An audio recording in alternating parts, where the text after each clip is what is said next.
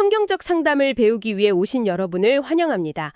오늘은 ACBC, 즉 성경적 상담가 협회에서 제작한 자료 중 영적으로 우울한 이들의 상담한 청교도들이라는 주제를 보내주셨는데요. 저희가 한번 깊이 파고 들어보겠습니다. 네, 오늘 여러분과 함께 살펴볼 아주 흥미로운 자료입니다. 수백 년 전 사람들이 오늘날 우리가 우울증이라고 부르는 그 깊은 영혼의 고통을 어떻게 이해하고 또 어떤 해법을 제시했는지 들여다보는 거니까요. 맞아요. 사실 청교도 하면 좀 엄격하고 경건하고 어쩌면 약간은 고리타분한 이미지가 떠오르기도 하는데요. 그런데 그들이 영적 우울이라는 이 굉장히 섬세한 내면의 문제를 다뤘다는 점이 참 의외면서도 기대가 됩니다. 바로 그 지점이 핵심입니다. 청교도들은 이걸 그냥 단순한 기분 문제나 심리적인 이상으로 보지 않았어요. 아, 그런 게 아니었군요. 네, 그들은 이것을 하나님과의 관계에서 오는 깊은 슬픔, 그러니까 영적인 상태로 이해했습니다. 하나님께 버려졌다. 하나님께서 내게서 얼굴을 돌리셨다는 그 처절한 느낌 말이죠. 정말 근본적인 차원이네요. 리처드 백스터라는 유명한 청교도 목회자는 영적 우울의 증상을 무려 35가지나 목록으로 만들었어요. 그 정도로 아주 세밀하게 관찰하고 기록한 겁니다. 35가지나요. 단순히 슬프다, 무기력하다 이 정도가 아니었군요. 훨씬 더 깊었죠. 백스터는 우리가 흔히 생각하는 과도한 슬픔이나 두려움은 물론이고 자신의 구원에 대한 확신을 완전히 잃어버리는 그런 절망감 같은 것도 포함시켰어요. 구원의 확신까지요. 네, 더 나아가서 원치 않는 신성 모독적인 생각이 계속 머릿속을 맴도는 상태나 심한 경우엔 환청이나 환시까지도 영적 우울의 한 증상으로 언급했습니다. 듣고 보니 이건 정말 한 사람의 존재 전체를 뒤흔드는 경험이었군요. 자, 그럼 여기서부터가 정말 궁금해지는데요. 청교도들은 이토록 고통스러운 영적 우울감 속에서 어떤 의미를 찾으려고 했다는 거죠? 보통 우리는 고통을 없애야 할 문제로만 보잖아요. 맞아요. 바로 여기서부터 청교도들의 독특한 관점이 드러납니다. 그들은 이 현상을 1차적 원인과 2차적 원인이라는 틀로 이해했어요. 1차적 원인과 2차적 원인이요? 조금 더 설명해 주시겠어요? 네, 2차적 원인은 우리가 짐작할 수 있는 것들입니다. 예를 들어 우리 자신의 죄나 게으름 혹은 사탄의 공격일 수 있죠. 아, 우리가 기도나 말씀 읽기를 소홀히 할 때 같은 거요? 그렇죠. 그런 은혜의 방편들을 소홀히 하거나 하나님께 불순종할 때 영혼이 침체에 빠질 수 있다는 겁니다. 그렇다면 1차적 원인은 그 너머에 있는 거겠군요. 그렇습니다. 바로 하나님 자신입니다. 하나님이요? 네, 사실 하나님이 고난의 1차적 원인이다라는 말이 오늘날 우리가 듣기엔 굉장히 불편하게 들릴 수 있어요. 맞아요. 마치 하나님이 악의 근원인 것처럼 오해될 수도 있죠. 하지만 청교도들은 이걸 다른 각도에서 봤습니다. 이 모든 2차적 원인들조차도 결국 하나님의 주권적인 허락 아래에서 일어난다고 믿었던 거예요. 그리고 하나님께서 때로 그분의 얼굴빛을 우리에게서 거두시는 것처럼 느껴지는 그 경험을 통해 우리에게 무언가 선한 것을 이루려 하신다고 확신했습니다. 고통스러운 버려짐의 경험을 통해 선한 열매를 맺게 하신다. 솔직히 쉽게 와닿지는 않네요. 그 선한 열매라는 게 구체적으로 뭘까요? 청교도들이 꼽았던 가장 중요한 2가지 열매가 있습니다. 첫 번째는 하나님의 절대적인 주권 앞에 완전히 엎드리는 법을 배우게 된다는 겁니다. 주권 앞에 엎드린다. 왜? 그들은 고난이 닥쳤을 때 우리가 거쳐야 할 4단계의 영적 과정이 있다고 가르쳤습니다. 고난에 복종하라는 말부터가 요즘 시대에는 받아들이기 쉽지 않은데요. 이건 결코 수동적인 체념이 아닙니다. 아주 능동적인 믿음의 행위죠. 첫 번째 단계는 주님이 하신 일이다라고 인정하는 겁니다. 아, 내 상황이 우연이나 다른 사람 때문이 아니라 궁극적으로 하나님의 손안에 있음을 고백하는 거군요. 바로 그거죠. 이것만으로도 고통을 대하는 관점이 완전히 바뀌게 됩니다. 그럼 2번째 단계는요? 2번째는 나는 이보다 더한 것을 받아도 마땅한 죄인입니다. 라며 하나님의 처사가 의롭다고 인정하는 거예요. 자기 비하가 아니라 하나님은 항상 옳으시다는 신뢰의 고백이군요. 네. 그리고 3번째 단계는 이것이 나를 사랑하시는 하늘 아버지의 뜻이기에 그 고난을 끌어안고 주의 이름이 복되도다 라고 찬양하는 겁니다. 욥의 고백처럼요? 맞습니다. 그리고 마지막 4번째 단계가 정점인데요. 하나님이 마치 가장 무서운 원수처럼 느껴지는 그 순간에조차 의지적으로 그분을 나의 가장 위대한 친구로 여기고 붙드는 겁니다. 와, 정말 상상 이상으로 치열한 영적 씨름이네요. 두 번째 열매는 믿음이 강해지는 것이라고 하셨죠? 맞습니다. 청교도들은 고난이 없으면 우리가 자기중심적인 응석바지가 될 거라고 생각했어요. 하긴 모든 게 내 뜻대로만 되면 하나님을 의지하는 법을 배우기 어렵겠죠. 그렇죠. 오히려 아무런 감정적 위로나 상황적 증거가 보이지 않는 어둠의 터널 속에서 오직 하나님의 약속 하나만 붙드는 그 벌거벗은 믿음, 그것이야말로 하나님께 가장 큰 영광을 돌린다고 보았습니다. 그 점에 대해 아주 인상적인 일화가 자료에 나오더라고요. 네, 한 강연자가 수백 명의 청중에게 물었죠. 여러분의 인생에서 하나님과 가장 가깝다고 느꼈던 때가 언제였습니까? 결과가 어땠나요? 거의 모든 사람이 힘들고 고통받고 버려졌다고 느꼈던 바로 그때를 꼽았다는 겁니다. 역설적이네요, 정말. 네, 우리의 믿음은 화창한 햇살 속에서보다 거센 폭풍우 속에서 더 깊이 뿌리를 내리는 법이죠. 하나님은 이 과정을 통해 우리의 믿음을 정금같이 단련시키시는 겁니다. 그렇군요. 고통의 목적을 먼저 생각하게 하는 것, 그것이 청교도 상담의 첫걸음이었네요. 그렇다면 그들은 이 영적 우울을 겪는 사람들에게 구체적으로 어떤 처방을 내렸을까요?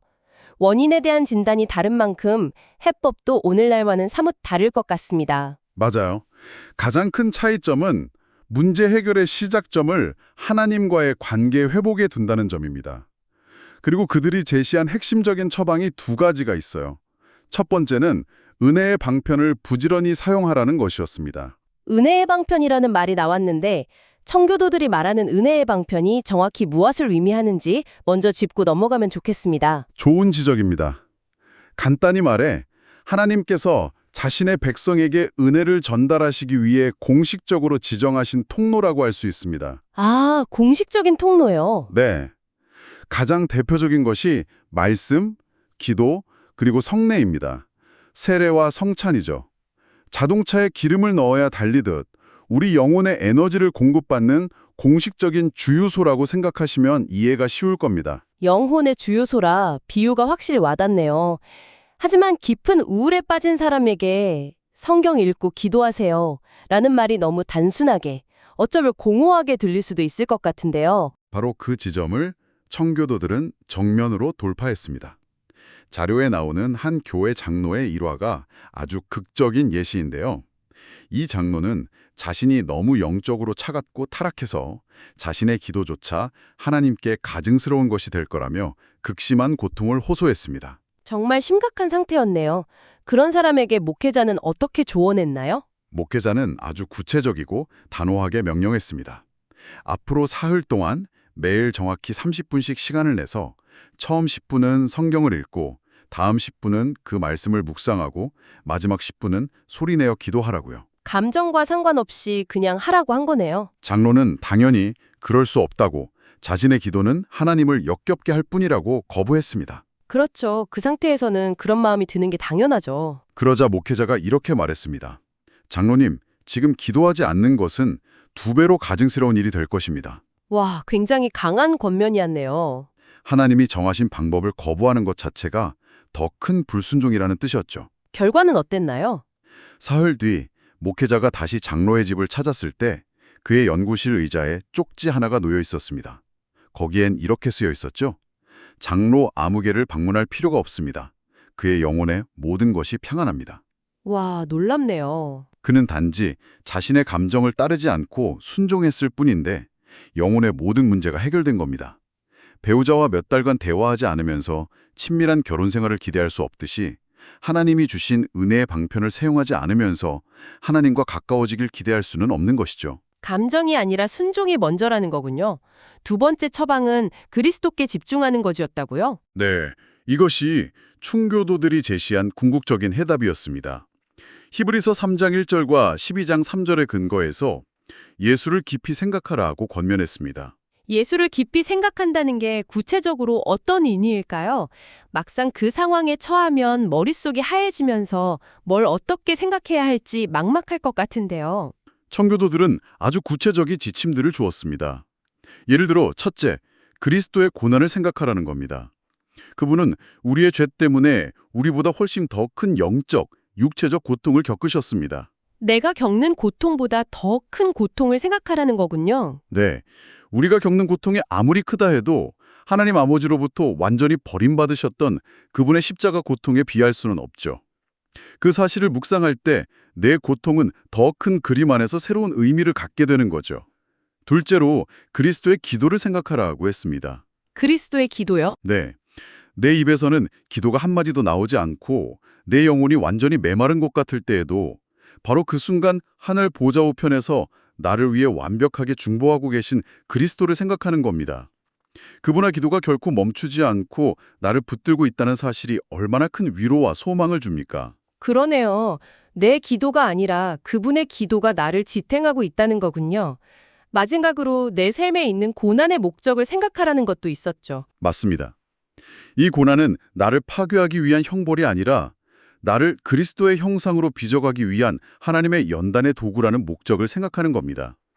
이처럼 그리스도의 인격, 그분의 사역, 그분의 모든 측면을 깊이 묵상할 때 우리는 절망의 수렁에서 빠져나오는 가장 확실한 길을 발견하게 되는 거죠. 들어보니 이 모든 과정이 정말 혼자서는 해내기 힘든 싸움이라는 생각이 드네요. 깊은 우울 속에서는 이불 밖으로 나오는 것조차 버거울 텐데요. 바로 그 지점에서 공동체의 역할이 중요해지는 거겠군요. 정확합니다. 성도의 교제는 청교도들이 말하는 영적 우울을 이겨내는데 필수적인, 빠질 수 없는 요소였습니다. 심지어 그들은 혼자 있는 신자는 진정한 의미의 신자가 아니다라고까지 말했어요. 공동체 밖의 개인은 영적으로 생존할 수 없다고 본 거죠. 그 중요성을 아주 잘 보여주는 유명한 이야기가 자료에 소개되어 있더라고요. 네, 바로 그 석탄 이야기죠. 한 청교도 목회자가 있었는데 그의 교인 중에 영적 우울에 빠져서 더 이상 교회에 나오지 않는 사람이 있었습니다. 그는 집에서 혼자 좋은 신앙서적을 읽는 것이 시끄러운 교회에 가는 것보다 더 유익하다고 말했죠. 오늘날에도 충분히 들을 수 있는 말이네요. 그렇죠. 목회자는 그의 집을 방문해서 아무 말도 하지 않았습니다. 대신 활활 타오르고 있는 벽난로로 다가가 집게로 가장 뜨겁게 타오르는 석탄 한 조각을 꺼내서 벽난로 옆 바닥에 그냥 두었어요. 아, 함께 있을 때는 시뻘겋게 타오르던 그 석탄은 홀로 떨어져 나오자 30초도 안 되어 금세 온기를 잃고 까맣게 식어버렸습니다. 와, 어떤 설교보다 더 강력한 메시지였겠는데요. 맞습니다. 그 성도는 아무런 설명 없이도 그 의미를 즉시 깨달았다고 합니다. 아, 공동체를 떠난 내 영혼도 저렇게 차갑게 식어버리겠구나. 그제야 목회자가 조용히 물었죠. 이제 우리가 더 이야기할 필요가 있겠습니까? 성도는 고개를 저으며 아니요, 이제 알겠습니다라고 대답했다고 합니다. 정말 잊히지 않는 비유네요. 혼자서는 신앙의 불꽃을 뜨겁게 유지할 수 없다는 걸 너무나 명확하게 보여주니까요. 바로 그겁니다. 청교도들은 하나님께서 교회가 필요로 하는 모든 영적 은사를 단 한 사람에게 몰아주지 않으셨다고 가르쳤어요. 그래서 우리는 서로가 필사적으로 필요한 존재입니다. 잠언 27장 17절 말씀처럼 쇠가 쇠를 날카롭게 하는 것 같이 우리는 서로를 세워주면서 함께 가야 하는 존재인 거죠. 자, 오늘 청교도들의 지혜를 통해 살펴본 내용을 정리해볼 시간이네요. 영적 우울은 그 안에 하나님의 선한 목적을 담고 있을 수 있으며 은혜의 방편, 그리스도를 깊이 생각하는 것, 그리고 성도의 교제라는 공동체의 힘이 이를 이겨낼 강력한 처방이 된다는 것이었습니다. 맞습니다. 오늘날 우리는 우리 내면의 문제를 진단할 때 세상적인 심리학의 용어나 틀을 빌려오는 데 익숙합니다. 물론 그것이 주는 유익도 있겠지만 문제의 정의가 달라지면 해답도 달라지기 마련이거든요. 청교도들처럼 우리의 영적 어려움을 성경적인 렌즈, 즉 하나님과의 관계라는 관점에서 해석하고 정의할 때 비로소 성경과 교회가 제공하는 풍성하고 근본적인 자원이 얼마나 우리의 깊은 피로를 채워주는지 발견하게 될 거라고 믿습니다. 오늘 이 내용을 들으신 여러분께 마지막으로 생각해볼 질문 하나를 남겨드리고 싶습니다. 만약 지금 여러분이 지나고 있는 삶의 어두운 터널을 이 청교도적인 관점으로 다시 한번 들여다본다면 어떨까요? 왜 나에게 이런 일이 일어났는가라는 질문 대신 이 일을 통해 하나님은 내게 무엇을 가르치려 하시는가라고 먼저 질문한다면 그 어려움을 바라보는 여러분의 시선은 어떻게 달라지게 될까요?